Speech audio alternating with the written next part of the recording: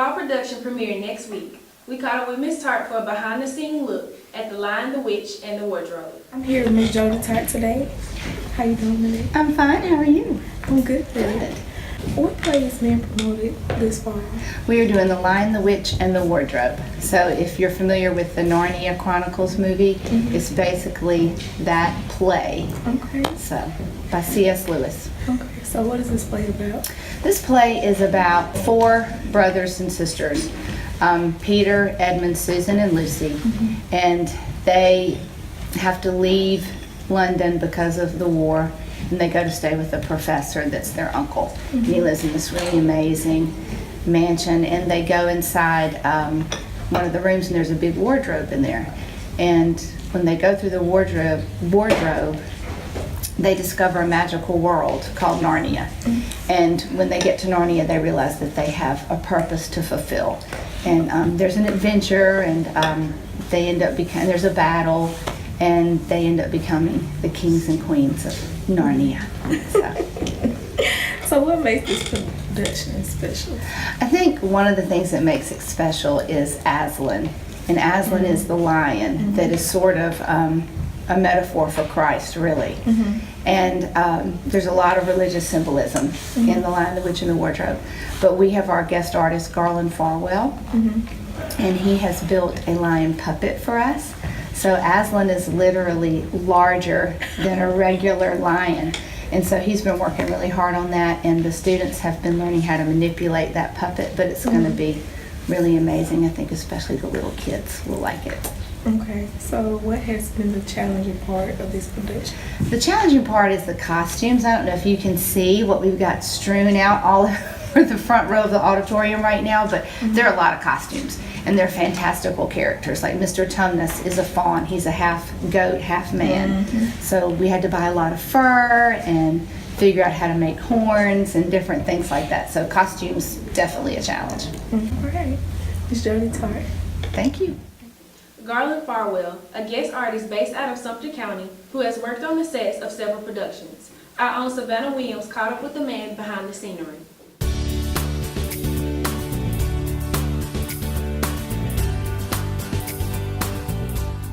A lot of my work, I started in theater, and I don't do it so much anymore. Just Demopolis once a year, and it's fantastic. But most of my time I spend doing visual art.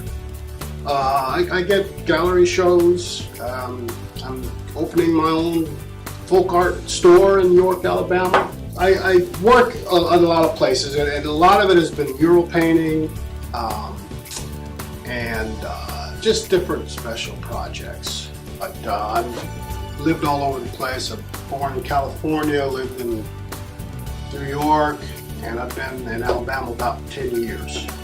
And I came down on an artist residency, which was supposed to be for just a couple of months, but I liked it so much here, decided to stay. These days, the world is shrinking, you know? It's like you can be whatever, almost be whatever you want, wherever you want to be. You can also go other places. It's sort of like we here in this rural place are just as much a part of the global community as anyone else. And we have access to it, thankfully through technology and travel, and we just got to use our imaginations, and we're not cut off. This is a very cool place, and people look to this place for ideas as well, to rural communities. So it's not so small and isolated. I feel like it's very open, a lot of potential here. Whether you want to be an artist or anything, I met Miss Tart about 8-9 years ago through the Coleman Center for the Arts. They just said there's this great teacher over at Demopolis you got to meet, and maybe y'all can work on something. And we met and we clicked really well, creatively as well, and we've been working on theater projects for a long time, and it's been great. It's a great collaboration. I kind of feel like a working artist, and that means sort of like you get somebody who needs something and you talk about it and try to deliver creatively what they're looking for. Now with Miss Tart, it's very loose and we're friends, and so it's a lot of collaboration. So it's sort of, we just want to create some really unique, dynamic work together, stuff that you don't usually see, to give people like a theater experience that might be not so accessible to this rural place,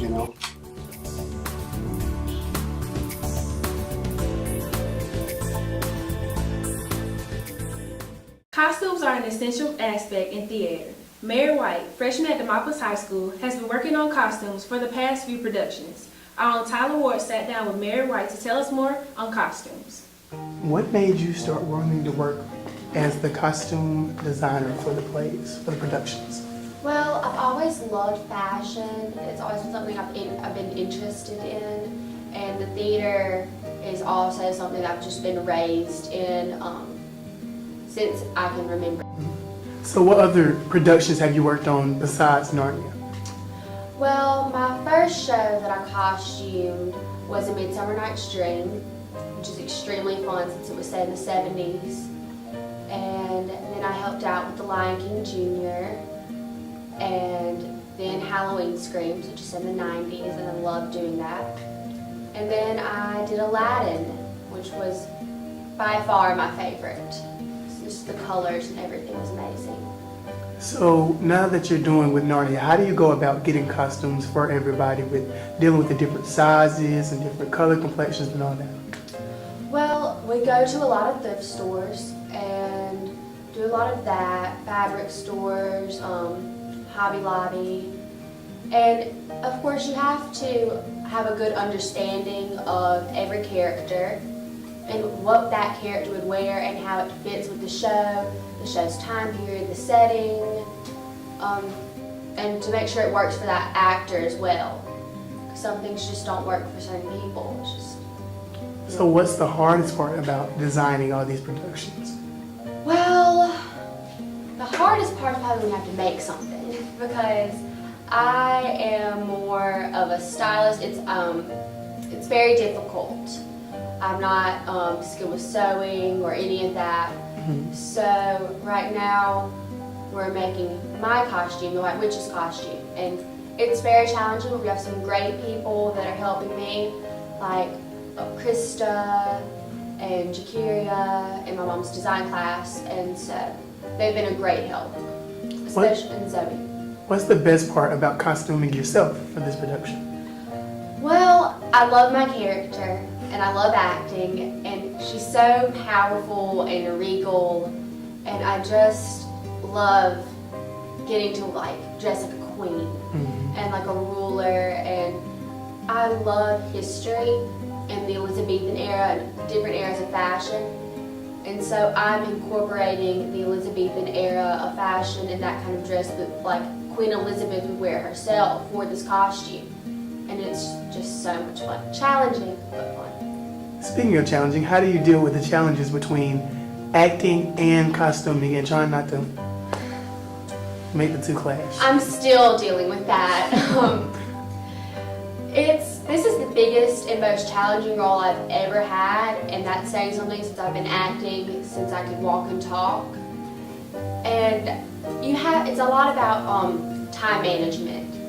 I have to make sure I have time to study my lines, to get my cues, make my entrances on time, and still make sure everything works for every single character, that it fits, that it looks good, there's not a ripped seam, any of that. You have to make sure everything's perfect, and I'm a perfectionist when it comes to fashion, especially this show, and so it is tough, but I'm dealing with it.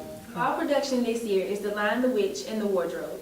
Tori Warren caught up with our four leads to tell us more about the play. Hi, I'm Tori, and I'm interviewing the cast of The Lion, the Witch, and the Wardrobe, and I'm going to be playing Lucy. I'm Brian, I'm going to be playing Peter. I'm Hunter, I'm going to be playing Edmund. I'm Claudia, and I'm going to be playing Susan. So, what's been the hardest part of preparing for The Lion, the Witch, and the Wardrobe? The accents. Yeah, definitely the accents. I'd say that and the fact that anytime I find my script, I seem to lose it again. So. Me too. So, what's been the most fun part about it? Probably still the accents. And the accents now, you get to practice with the British. And It's something different. Yeah. I'd say accents and getting to know more people. The freshmen this year, Definitely. all getting into their first, performance and getting to, be a senior and teach them and everything. So. Oh, and the props. You get to make swords and sleighs and. Yes. Okay, so Brian, you've been in every Tiger Arts Guild production since you were a freshman. So what makes this one different? The fact that it's one of my last, it's my last straight play before I graduate with the Tiger Arts Guild. We're gonna do the musical, of course, but this will be my last straight play. And the fact that I have to cut my hair, like before this is over, I'm just gonna be almost bald, so. So Claudia, on the other hand, this is only your third Tiger Arts Guild production. So how do you like it? Are you going to keep doing shows? I have loved it so far. I did Halloween Screams last year, and then I played Jasmine in Aladdin, and then it's gonna be different to be Susan and have a British accent. But so far, I love it, and it's like my favorite after-school activity. Hunter, so you have an understudy who's going to perform a couple of shows, right? Yes, I do. So how do you feel about that, giving up a couple of performances? Well, I really enjoy Thomas as an actor and as a person, and we have a lot in common. So I really don't mind. It was actually my decision. Like I said, I really enjoy him. This is also only my third play. I'm not sure if I'm going to be in the musical, but I enjoy teaching him as a new student as well, about plays and, being in plays. And this is my senior year, so this is one of my last plays. So. But I enjoy Thomas, so. Okay, so at auditions, most people knew each other but weren't extremely close. So do y'all think you've made any friends or have grown closer to any other cast members during this experience?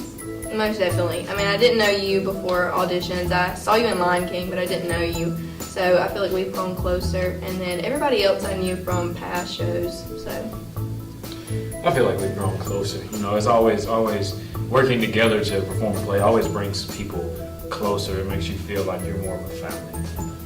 To build off those two answers, I didn't know you or a few other people before the plays. Thomas, I didn't know either. And I enjoy making relationships. And Brian, I've been friends with Brian for forever. But every time we do another play, it's like we get closer. So.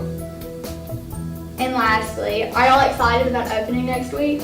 Yes. Of course we're excited. It's mine and Hunter's senior year, so we're not too happy about it. This is marking the end of an era, but we're excited though.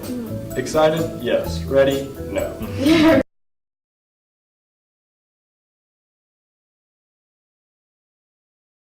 In honor of the life of Kate Elizabeth Hope Van, a passionate dancer and friend who passed away in a car accident in December 2015, here's Malik Moore with Remembering Hope. Don't grieve for me now, for now I'm free. I'm following the path God laid for me. I took his hand when I heard his call. I turned my back and left it all. I could not stay another day, to laugh, to love, to work, to play. Task left undone must stay that way. I found that peace at the close of day. If my parting has left a void, then fill it with remembered joy. A friendship shared, a laugh, a kiss. Ah yes, these things too I will miss. Be not burdened with times of sorrow. I wish you the sunshine of tomorrow. My life's been full, I've savored much. Good friends, good times, a loved one's touch. Perhaps my time seemed all too brief. Don't lengthen it now with undue grief. Lift up your heart and share with me. God wanted me now, he set me free.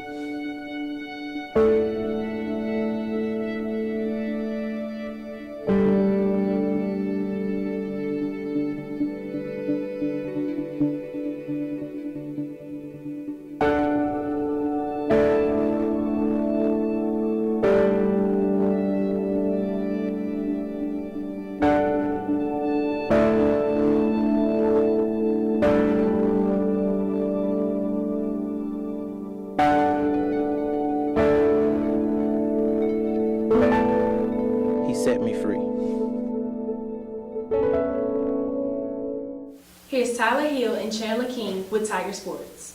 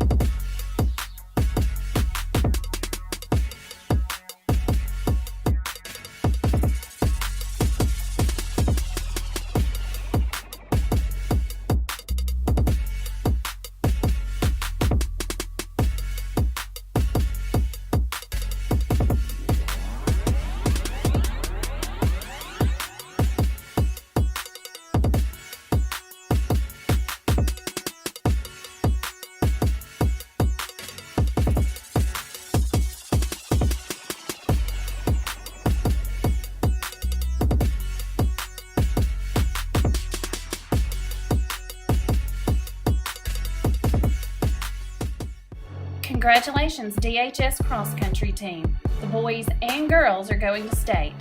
Also, congratulations to Jensen and Gracie for being in the top 10. Here's Kyle Clausen and TJ Upchurch with music news. Hey, I'm Kyle, I'm TJ. and this is the music news segment. First up, Chris Brown released his new album, Heartbreak on a Full Moon Tuesday, Halloween. It has 45 songs and a runtime of over 2 hours and 30 minutes. If you do enjoy R&B and will pay attention for 2.5 hours to listen to an album, probably check it out.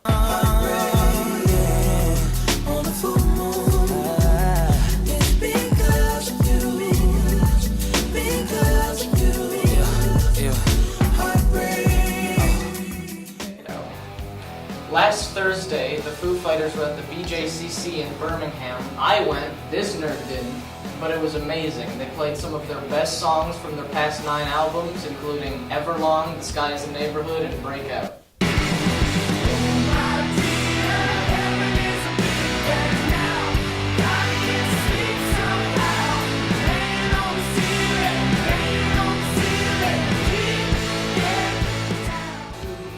That's all for this week on the Music News segment. We'll see you next week. What's the news with Selena Gomez and Justin Bieber? Here's Tori Horn with the scoop. Hey y'all, it's Tori, and this is the Pop Culture Talk. This weekend, Justin Bieber was seen at Selena Gomez's house, and most people are wondering, has Selena found her new Starboy in the hills over the weekend? And where the heck is Abel? Can't Selena just keep her hands to herself? Was she just sick of that same old love? Sources have said Justin and Selena have been hanging out a lot since her kidney transplant, and baby have they. But hold on, Selena enthusiasts, don't get too excited yet, because this may just be a false alarm. The Weeknd knows that Selena and Justin are pretty friendly, but I guess he's just having to kill him with kindness. Considering how calm Abel, or better known as The Weeknd, is about Justin and Selena's new friendship, it must not be anything to worry about. So, it doesn't look like JB and Selena will have a revival, but hey, never say never. Thanks for watching, and I'll see you next week on the Pop Culture Talk. That's actually gonna be in there. I'm gonna be like, you know, I'm so glad that I just got pop culture done with. Like, I think we had a good shot, don't you? Like, and I'm glad that it's done so early in the week. I just want to chill now. And like, Selena Gomez and The Weeknd are actually goals. I'm so glad that I got to do it on them. You know they broke up, right? Huh? Yeah, they broke up. That's funny. No, they actually broke up. What? Are you serious? Like, I just get pop culture done early, and then all I want to do is just... I just want to get everything done. It's that one job, and now that segment is fake news, and now it's... It's gonna be okay. It's just people. Cut off the camera.